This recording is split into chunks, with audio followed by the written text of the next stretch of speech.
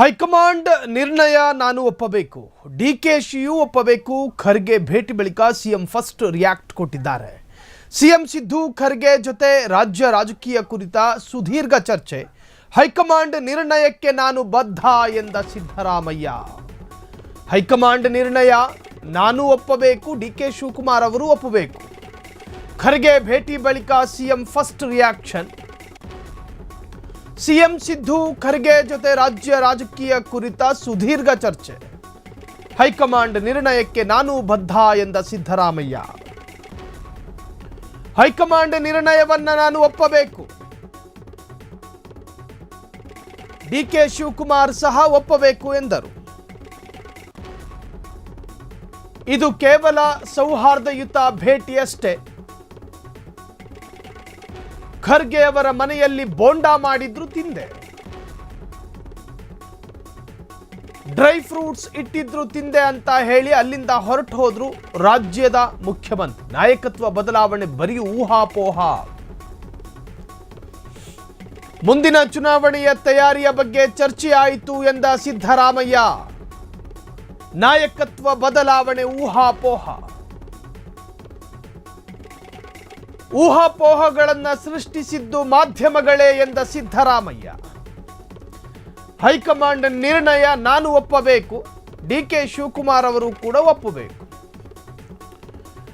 CM ಬದಲಾವಣೆಯನ್ನ ನಾವು ಸೃಷ್ಟಿ ಮಾಡಿದ್ದೇ ಆದಲ್ಲಿ ನಿಮ್ಮ ಮನೆ ಮಕ್ಕಳು ಬೆಂಗಳೂರಿನಿಂದ ಡೆಲ್ಲಿಗೆ ಹೋಗಿದ್ದು ಸುಳ್ಳ, ಡೆಲ್ಲಿಯಲ್ಲಿ ಜಾಂಢಾ ಊರಿದ್ದು ಸುಳ್ಳ, ಖರ್ಗೆ ಅವರ ಮನೆ ಬಾಗಿಲಲ್ಲಿ ಕ್ಯೂ ಅಲ್ಲಿ ನಿಂತ್ಕೊಂಡಿದ್ದು ಸುಳ್ಳ, ಎಐಸಿಸಿ ಕಚೇರಿಯ 3ನೇ ಮಹಡಿಯಲ್ಲಿ ಕೂತ್ಕೊಂಡು ವೈಟಿಂಗ್ ಲಾಂಜಲ್ಲಿ ಕೂತ್ಕೊಂಡು ಕಾಯ್ತಿದ್ದಿದ್ದು ಸುಳ್ಳ, ಡಿಕೆ ಶಿವಕುಮಾರ್ ಅವರ ಭೇಟಿಗೆ ಮುಂದಾಗಿದ್ದು ಸುಳ್ಳ, ಸೋನಿಯಾ ಗಾಂಧಿ ಅವರ ಕೈ ಕುಲುಕೋದಕ್ಕೆ ಮುಂದಾಗಿದ್ದು ಸುಳ್ಳ.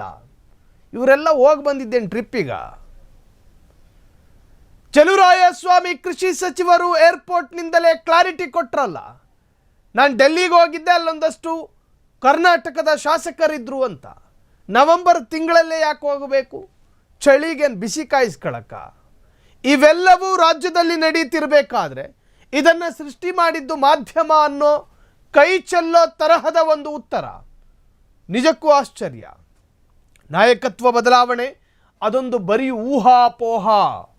ಅಲ್ಯಾರೋ ಹೇಳಿದ್ರು, ಇಲ್ಯಾರೋ ಹೇಳಿದ್ರು ಅನ್ನೋ ತರಹದ ಚರ್ಚೆ ಅಷ್ಟೇ. ಇದು ಯಾವುದೂ ಅಧಿಕೃತವಲ್ಲ. ನಾಯಕತ್ವ ಬದಲಾವಣೆ ಅದೊಂದು ಊಹಾಪೋಹ. ಹೈಕಮಾಂಡ್ ನಾಯಕರು ಏನು ಹೇಳ್ತಾರೋ ಅದನ್ನು ನಾನು ಕೇಳಿಸಿಕೊಳ್ಳಬೇಕು, ಡಿಕೆನೂ ಕೇಳಿಸಿಕೊಳ್ಬೇಕು.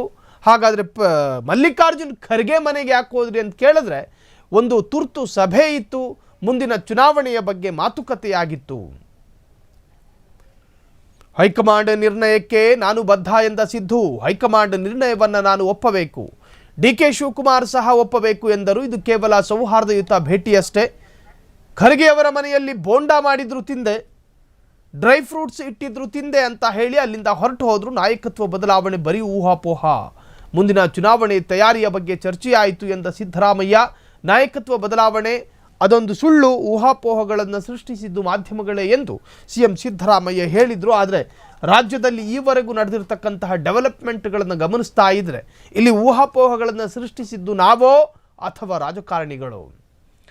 ಗೃಹ ಸಚಿವರು ಓಡಾಡ್ತಾರೆ, ಉಪಮುಖ್ಯಮಂತ್ರಿಗಳ ಮನೆಯಲ್ಲಿ ಹವನವನ್ನು ಮಾಡ್ತಾರೆ, ಒಂದಷ್ಟು ಶಾಸಕರು ಸಚಿವರು ಡೆಲ್ಲಿಗೆ ಹೋಗ್ತಾರೆ, ರಾಮನಗರದ ಶಾಸಕರೊಬ್ಬರು ಡಿಕೆ ಶಿವಕುಮಾರ್ ಮುಖ್ಯಮಂತ್ರಿ ಆಗಬೇಕು ಅಂತ ಹೇಳ್ತಾರೆ, ಕುಣಗಲ್ನ ಶಾಸಕರು ಡಿಕೆ ಶಿವಕುಮಾರ್ ಪರ ಬ್ಯಾಟ್ ಬೀಸ್ತಾರೆ, ಇನ್ನು ತನ್ವೀರ್ ಸೇಠ್ನಂತಹ ಮೈಸೂರು ಭಾಗದ ಶಾಸಕರು ಅವರು ಕೂಡ ಡಿಕೆ ಶಿವಕುಮಾರ್ ಋಣ ತೀರಿಸಬೇಕು ಅಂತ ಹೇಳ್ತಾರೆ.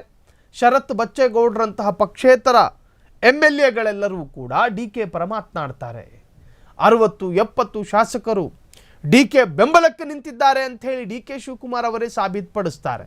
ಮತ್ತೆ ಹೇಳ್ತೀರಿ ನೀವು ಸೃಷ್ಟಿ ಮಾಡಿದ್ದು ಅಂತ. ಕೋತಿ ಮೊಸರು ತಿಂದ್ಬಿಟ್ಟು ಪಕ್ಕದಲ್ಲಿರೋ ಕೋತಿ ಮೂತಿ ಒರೆಸ್ತಂತೆ. ನಾನು ತಿಂದಿದ್ದಲ್ಲ, ಅವ್ನು ಪಕ್ಕದಲ್ಲಿರೋನು ಅಂತ. ಹಂಗಾಯ್ತಿದ್ದು ಕತೆ.